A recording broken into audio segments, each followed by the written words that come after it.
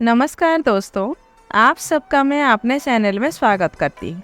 आज की कहानी है मुंशी प्रेमचंद जी के द्वारा लिखा गया कहानी तेंतर, यानी 3 बेटों के बाद पैदा हुई लड़की। तो आइए कहानी को शुरू करते हैं। आखिर वही हुआ जिसकी आशंका थी, जिसकी चिंता में घर के सभी लोग, विशेषतः प्रसूता पड़ी हुई थी। 3 पुत्रों के पश्चात कन्या का जन्म हुआ। माता सौर में सूख गई, पिता बाहर आंगन में सूख गए और पिता की वृद्धा माता सौर द्वार पर सूख गई। अनर्थ, महाअनर्थ, भगवान ही कुशल करे तो हो। यह पुत्री नहीं, राक्षसी है। इस अभागिनी को इसी घर में आना ही था तो कुछ दिन पहले क्यों ना आई। भगवान 7वें शत्रु के घर भी तेंतर का जन्म ना दे। पिता का नाम था पंडित दामोदर दत्त। शिक्षित आदमी थे, शिक्षा विभाग ही में नौकर भी थे। मगर इस संस्कार को कैसे मिटा देते जो परंपरा से हृदय में जमा हुआ था कि तीसरे बेटे के पीठ पर होने वाली कन्या अभागिनी होती है, या पिता को लेती है या माता को या अपने को। उनकी वृद्धा माता लगी नवजात कन्या को पानी पी पी कर पोसने। कलमुही है कलमुही, न जाने क्या करने आई है यहाँ। किसी बांझ के घर जाती तो उसके दिन फिर जाते। दामोदर दत्त दिल में तो घबराए हुए थे, पर माता को समझाने लगे, अम्मा तेंतर वेतर कुछ नहीं, भगवान की जो इच्छा होती है वही होता है। ईश्वर चाहेंगे तो सब कुशल ही होगा। गाने वालियों को बुला लो, नहीं लोग कहेंगे 3 बेटे हुए तो कैसे फूली फिरती थी। एक बेटी हो गई तो घर में कोहराम मच गया। माता, अरे बेटा, तुम क्या जानो इन बातों को। मेरे सिर तो बीत चुकी है, प्राण नहों में समाया हुआ है। तेंतर ही के जन्म से तुम्हारे दादा का देहांत हुआ। तभी से तेंतर का नाम सुनते ही मेरा कलेजा कांप उठता है। दामोदर, इस कष्ट के निवारण का भी कोई उपाय होगा। माता, उपाय बताने को तो बहुत है। पंडित जी से पूछो तो कोई ना कोई उपाय बता देंगे, पर इससे कुछ होता नहीं। मैंने कौन से अनुष्ठान नहीं किए, पर पंडित जी की तो मुट्ठियां गर्म हुई। यहाँ जो सिर पर पड़ना था वह पड़ ही गया। आप टके के पंडित रह गए हैं। जजमान मरे या जिए, उनकी बला से उनकी दक्षिणा मिलनी चाहिए। धीरे से, लड़की दुबली पतली भी नहीं है, तीनों लड़कों से हृष्ट पुष्ट है। बड़ी बड़ी आंखें हैं, पतले पतले लाल लाल ओंठ हैं जैसे गुलाब की पत्ती। गोरा चिट्ठा रंग है, लंबी सी नाक। कलमुही नहलाते समय रोई भी नहीं, टुकुर टुकुर ताकती रही। यह सब लक्षण कुछ अच्छे थोड़े ही हैं। दामोदर दत्त के तीनों लड़के सांवले थे, कुछ विशेष रूपवान भी ना थे। लड़की के रूप का बखान सुनकर उनका चित्त कुछ प्रसन्न हुआ। बोले, अम्मा जी, तुम भगवान का नाम लेकर गाने वालियों को बुला भेजो। गाना बजाना होने दो। भाग्य में जो कुछ है वह तो होगा ही। माता, जी तो हुलसता नहीं, करूं क्या। दामोदर, गाना ना होने से कष्ट का निवारण तो होगा नहीं कि हो जाएगा। अगर इतने सस्ते जान छूटे तो ना कराओ गाना। माता, बुलाए लेती हूँ बेटा, जो कुछ होना था वह तो हो गया। इतने में दाई ने 100 रुपये से पुकार कर कहा, बहू जी कहती है गाना वाना कराने का काम नहीं है। माता, भला उससे कहो चुप बैठी रहे, बाहर निकल कर मनमानी करेंगी। 12 दिन है, बहुत दिन नहीं है। बहुत इतराती फिरती थी, यह न करूँगी वह न करूँगी, देवी क्या है देवता क्या है। मर्दों की बातें सुनकर वही रट नगाने लगती थी। तो अब चुपके से बैठती क्यों नहीं। मैं तो तेतर को अशुभ नहीं मानती और सब बातों में मेमों की बराबर करती है, तो इस बात में भी करें। यह कहकर माताजी ने नाइन को भेजा कि जाकर गाने वालियों को बुला ला, पड़ोस में भी कहती जाना। सवेरा होते ही बड़ा लड़का सोकर उठा और आंखें मलता हुआ जाकर दादी से पूछने लगा, बड़ी अम्मा कल अम्मा को क्या हुआ। माता, लड़की तो हुई है। बालक खुशी से उछलकर बोला, ओ हो, पैंजनियाँ पहन पहन कर छुन छुन चलेगी, जरा मुझे दिखा दो दादी जी। माता, अरे क्या सौर में जाएगा, पागल हो गया है क्या। लड़के की उत्सुकता ना मानी, सौर के द्वार पर जाकर खड़ा हो गया और बोला, अम्मा जरा बच्ची को मुझे दिखा दो। दाई ने कहा, बच्ची अभी सोती है। बालक, जरा दिखा दो गोद में लेकर। दाई ने कन्या उसे दिखा दी तो वहाँ से दौड़ता हुआ अपने छोटे भाइयों के पास पहुँचा और उन्हें जगह जगह कर खुशखबरी सुनाई। एक बोला, नन्ही सी होगी। बड़ा, बिल्कुल नन्ही सी, बस जैसी बड़ी गुड़िया, ऐसी गोरी है कि क्या किसी साहब की लड़की होगी। यह लड़की मैं लूँगा। सबसे छोटा बोला, हमको भी दिखा दो। तीनों मिलकर लड़की को देखने आए और वहाँ से बंगले बजाते उछलते कुत्ते बाहर आए।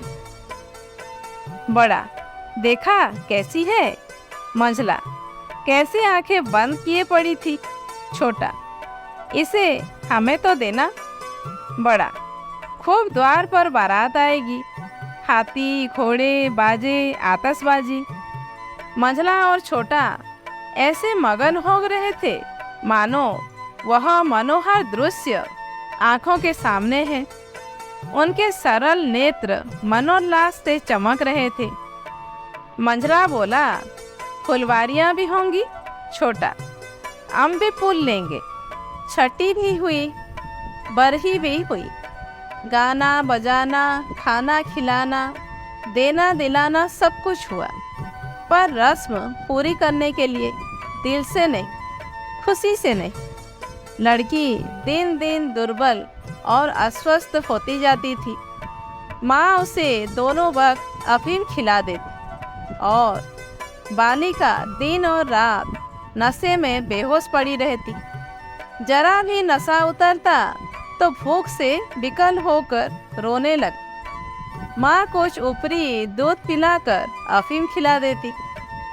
आश्चर्य की बात तो यह थी कि अब की उसकी छाती में दूध ही नहीं उतरा।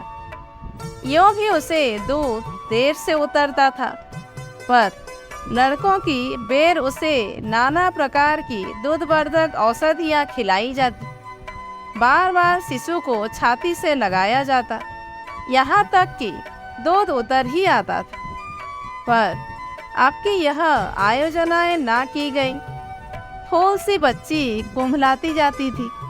माँ तो कभी उसकी ओर ताकती भी ना थी। हाँ, नाइन कभी चुटकियाँ बजाकर चुमकारती तो शिशु के मुख पर ऐसी दयनीय, ऐसी करुण वेदना अंकित दिखाई देती कि वह आंखें पोंछती हुई चली जाती थी। बहू से कुछ कहने सुनने का साहस ना पड़ता।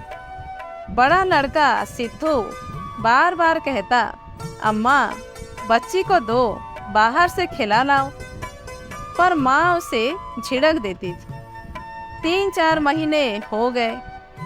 दामोदर दत्त रात को पानी पीने उठे तो देखा कि बालिका जाग रही है। सामने ताक पर मीठे तेल का दीपक जल रहा था।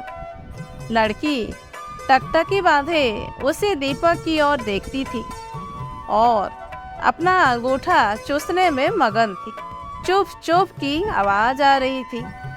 उसका मुख मुरझाया हुआ था, पर वह ना रोती थी ना हाथ पैर फेंकती थी। बस अंगूठा पीने में ऐसी मग्न थी मानो उसमें सुधा रस भरा हुआ है। वह माता के स्तनों की ओर मुंह भी नहीं फेरती थी, मानो उसका उन पर कोई अधिकार नहीं, उसके लिए वहाँ कोई आशा नहीं। बाबू साहब को उस पर दया आई। इस बेचारी का मेरे घर जन्म लेने में क्या दोष है? मुझ पर या इसकी माता पर जो कुछ भी पड़े उसमें इसका क्या अपराध? हम कितनी निर्दयता कर रहे हैं कि कुछ कल्पित अनिष्ट के कारण उसका इतना तिरस्कार कर रहे हैं। माना कि कुछ अमंगल हो भी जाए तो क्या उसके भय से इसके प्राण ले लिए जाएंगे? अगर अपराधी है तो मेरा प्रारब्ध है। इस नन्हे से बच्चे के प्रति हमारी कठोरता क्या ईश्वर को अच्छी लगती होगी? उन्होंने उसे गोद में उठा लिया और उसका मुख चूमने लगे। लड़की को कदाचित पहली बार सच्चे स्नेह का ज्ञान हुआ। वह हाथ पैर उछालकर गो गो करने लगी और दीपक की ओर हाथ फैलाने लगी। उसे जीवन ज्योति सी मिल गई। प्रातःकाल दामोदर दत्त ने लड़की को गोद में उठा लिया और बाहर लाए। स्त्री ने बार बार कहा, उसे पड़ी रहने दो, ऐसी कौन सी बड़ी सुंदर है, अभागे रात दिन तो प्राण खाती रहती है, मर भी नहीं जाती कि जान छूट जाए। किंतु दामोदर दत्त ने ना माना। उसे बाहर लाए और अपने बच्चों के साथ बैठकर खिलाने लगे। उनके मकान के सामने थोड़ी सी जमीन पड़ी हुई थी। पड़ोस के किसी आदमी की एक बकरी उसमें आकर चरा करती थी। इस समय भी वह चर रही थी।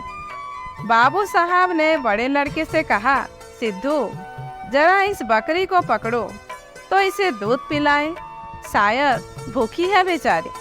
देखो तुम्हारी नन्ही सी बहन है ना, इसे रोज हवा में खिलाया करो। सिद्धू को दिल लगी हाथ आई। उसका छोटा भाई भी दौड़ा। दोनों ने घेर कर बकरी को पकड़ा और उसका कान पकड़े हुए सामने लाए। पिता ने शिशु का मुंह बकरी के थन में लगा दिया। लड़की चुगलाने लगी और एक क्षण में दूध की धार उसके मुंह में जाने लगी, मानो टिमटिमाते दीपक में तेल पड़ जाए। लड़की का मुंह खिल उठा। आज शायद पहली बार उसकी क्षुधा तृप्त हुई थी। वह पिता की गोद में झुमक झुमक कर खेलने लगी। लड़कों ने भी उसे खूब नचाया कुदाया। उस दिन से सिद्धू को मनोरंजन का एक नया विषय मिल गया। बालकों को बच्चों से बहुत प्रेम होता है। अगर किसी घोंसले में चिड़िया का बच्चा देख जाए तो बार बार वहां जाएंगे, देखेंगे कि माता बच्चे को कैसे दाना चुगाती है, बच्चा कैसे चोंच खोलता है, कैसे दाना लेते समय परों को फड़फड़ाकर चे चे करता है। आपस में बड़े गंभीर भाव से उसकी चर्चा करेंगे। अपने अन्य साथियों को ले जाकर उसे दिखाएंगे। सिद्धू ताक में लगा रहता। ज्यों ही माता भोजन बनाने या स्नान करने जाती, तुरंत बच्ची को लेकर आता और बकरी को पकड़कर उसके थन में शिशु का मुंह लगा देता। कभी दिन में 2-2, 3-3 बार पिलाता। बकरी को भूसी चोकर खिलाकर ऐसा परचा लिया था कि वह स्वयं चोकर के लोभ में चली आती और दूध देकर चली जाती। इस भांति कोई 1 महीना गुजर गया।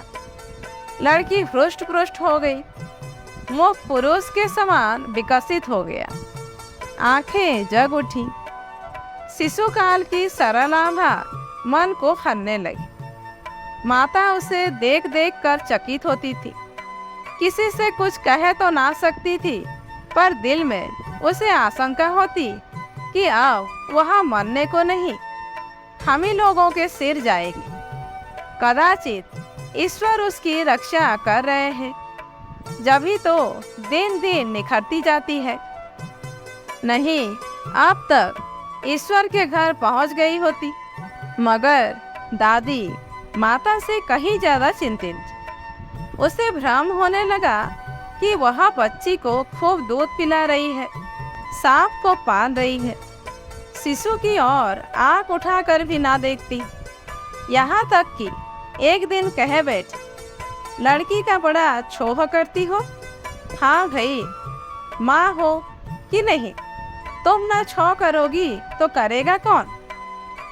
अम्मा जी, ईश्वर जानते हैं जो मैं इसे दूध पिलाती हूँ। अरे तो मैं मना थोड़े ही करती हूँ, मुझे क्या गरज पड़ी है कि मुफ्त में अपने ऊपर पाप लो। कुछ मेरे सिर तो जाएगी नहीं।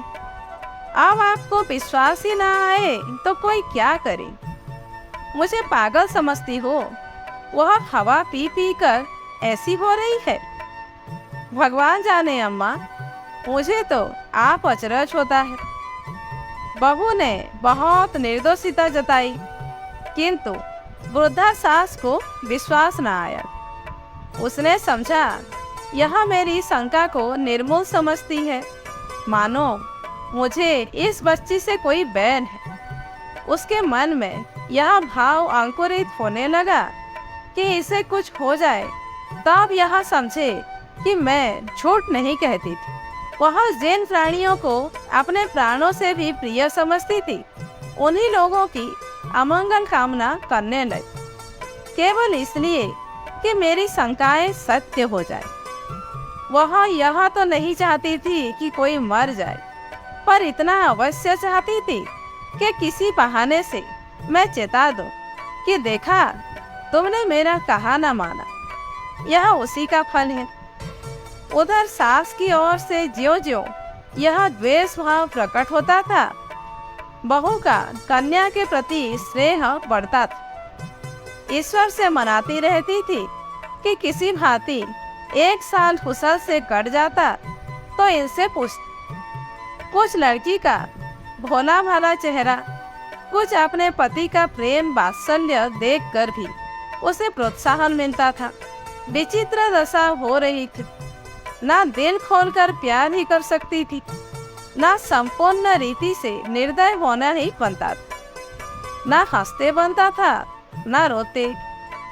इस भांति 2 महीने गुजर गए और कोई अनिष्ट ना हुआ। तब तो वृद्धा सास के पेट में चूहे दौड़ने लगे। बहू को 2-4 दिन ज्वर भी नहीं आ जाता कि मेरी शंका की मर्यादा रह जाए। पुत्र भी किसी दिन बैलगाड़ी पर से नहीं गिर पड़ता। ना बहू के मायके से किसी के स्वर्गवास की सुनावनी आती। एक दिन दामोदर दत्त ने खुले तौर पर कह भी दिया कि अम्मा, यह सब ढकोसला है। 73 लड़कियां क्या दुनिया में होती नहीं? तो सबके सब माँ बाप मर ही जाते हैं। अंत में उसने अपनी शंकाओं को यथार्थ सिद्ध करने की एक तरकीब सोच निकाली। एक दिन दामोदर दत्त स्कूल से आए तो देखा कि अम्मा जी खाट पर अचेत पड़ी हुई। स्त्री अंगीठी में आग रखे उनकी छाती सेक रही है और कोठरी के द्वार और खिड़कियां बंद। घबरा कर कहा, अम्मा जी, क्या दशा है? स्त्री, दोपहर ही से कलेजे में एक सूल उठ रहा है, बेचारी बहुत तड़प रही है। दामोदर, मैं जाकर डॉक्टर साहब को बुला लाऊं ना? देर करने से शायद रोग बढ़ जाए। अम्मा जी, कैसी तबीयत है? माता ने आंखें खोली और कराहते हुए बोली, बेटा, तुम आ गए, अब ना बचेंगे। हाय भगवान, अब ना बचूंगी। जैसे कोई कलेजे में बरछी चुभा रहा हो। ऐसी पीड़ा कभी ना हुई थी। इतनी उम्र बीत गई, ऐसी पीड़ा नहीं हुई। स्त्री, यह कलमों ही छोकरी न जाने किस मनहूस घड़ी में पैदा हुई। सास, बेटा सब भगवान करते हैं, यह बेचारी क्या जाने। देखो मैं मर जाऊं तो उसे कष्ट मत दे दो। अच्छा हुआ मेरे सिर आई, किसी के सिर तो आती ही, मेरे ही सिर सही। हाय भगवान, अब ना बचूंगी। दामोदर, जाकर डॉक्टर को बुला लाओ, अभी लौटा आता हूँ। माताजी को केवल अपनी बात की मर्यादा निभानी थी, रुपए ना खर्च करने थे। बोले, नहीं बेटा, डॉक्टर के पास जाकर क्या करोगे? अरे वहाँ कोई ईश्वर है, डॉक्टर अमृत पिला देगा, 10-20 वह भी नहीं जाएगा, डॉक्टर वैद्य से कुछ ना होगा। बेटा तुम कपड़े उतारो, मेरे पास बैठकर भागवत पढ़ो, अब ना बचो। हाय राम। दामोदर, तेतर बुरी चीज है, मैं समझता था कि ढकोसला ही ढकोसला है। स्त्री, इसी से मैं उसे कभी मुंह नहीं लगाती थी। माता, बेटा बच्चों को आराम से रखना, भगवान तुम लोगों को सुखी रखे। अच्छा हुआ मेरे ही सिर गई, तुम लोगों के सामने मेरा परलोक हो जाएगा। कहीं किसी दूसरे के सिर जाती तो क्या होता राम। भगवान ने मेरी विनती सुन ली। हाय हाय। दामोदर दत्त को निश्चय हो गया कि अब अम्मा ना बचेंगी। बड़ा दुख हुआ। उनके मन की बात होती तो वह माँ के बदले तेतर को ना स्वीकार कर। जिस जननी ने जन्म दिया, नाना प्रकार के कष्ट झेलकर उनका पालन पोषण किया, अकाल वैधव्य को प्राप्त होकर भी उनकी शिक्षा का प्रबंध किया, उसके सामने एक दूध मुही बच्ची का क्या मूल्य था, जिसके हाथ का एक गिलास पानी भी वह ना जानते। शोकातुर हो कपड़े उतारे और माँ के सिरहाने बैठकर भागवत की कथा सुनाने लगी। रात को बहू भोजन बनाने चली तो सास से बोली, अम्मा जी तुम्हारे लिए थोड़ा सा साबूदाना छोड़ दो। माता ने ब्याह करके कहा, बेटी अन्न बिना ना मारो, भला साबूदाना मुझसे खाया जाएगा? जाओ थोड़ी पूरियां छान लो, पड़े पड़े जो कुछ इच्छा होगी खा लूंगी, कचौरियां भी बना लेना, मरती हो तो भोजन को तरस तरस कर क्यों मरूं? थोड़ी मलाई भी मंगवा लेना, चौक की हो। फिर थोड़े खाने आऊंगी बेटी, थोड़े से केले मंगवा लेना, कलेजे में दर्द में केले खाने से आराम होता है। भोजन का समय पीड़ा शांत हो गई, लेकिन 8 घंटे के बाद फिर जोर से होने लगी।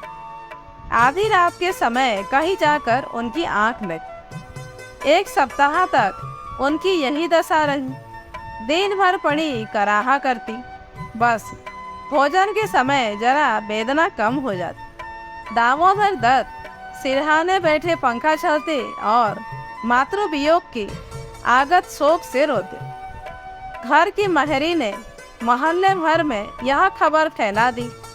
पड़ोसी ने देखने आई तो सारा इंजाम बालिका के सिर गया। एक ने कहा, यहाँ तो कहो बड़ी कुशल हुई कि बुढ़िया के सिर गई, नहीं तो तेतर माँ बाप 2 में से एक को लेकर तभी साथ होती है। दैव न करे किसी के घर तेतर का जन्म हो। दूसरी बोली, मेरे तो तेतर के नाम सुनते ही रोए खड़े हो जाते हैं, भगवान बांझ रखे पर तेतर ना दे। 1 सप्ताह के बाद वृद्धा का कष्ट निवारण हुआ। मरने में कोई कसर न था। वहाँ तो कहो पुरखाओं का पुण्य प्रताप था। ब्राह्मणों को गोदान दिया गया, दुर्गा पाठ हुआ, तब कहीं जाके संकट कटा। तो दोस्तों, आज की कहानी यहीं पर समाप्त होती है। कहानी कैसी लगी कमेंट करके ज़रूर बताइए। अच्छी लगी हो तो एक लाइक कीजिए, जानने वालों को शेयर कीजिए और ऐसे ही वीडियोज आगे देखने के लिए मेरे चैनल को सब्सक्राइब करना मत भूलिए।